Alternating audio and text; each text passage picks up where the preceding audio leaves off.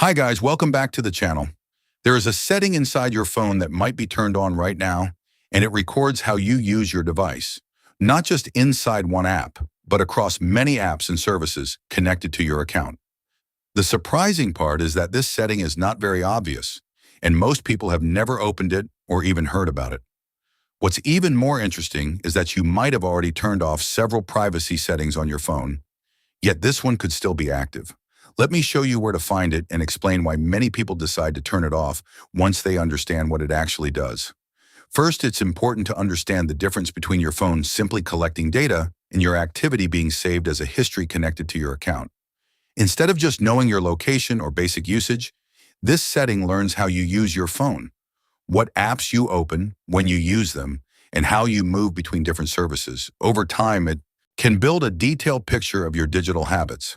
This setting exists inside your Google account. Here's how to find it. Open Settings on your phone. Scroll down and tap Google. Tap on your email address at the top.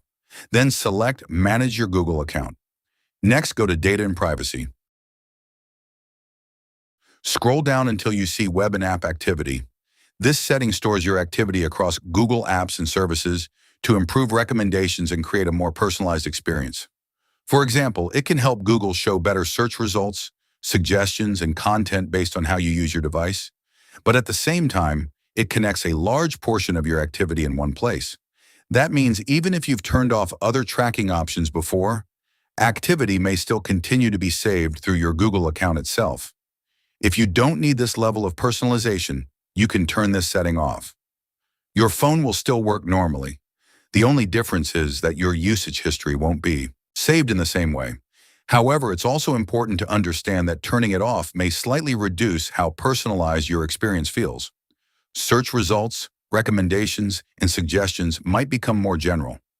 So the decision really depends on what matters more to you: convenience and personalization, or limiting how much of your activity is stored. In simple terms, it's a trade-off: more privacy in exchange for less personalization. Personally, I prefer reducing unnecessary data collection, so I turn it off.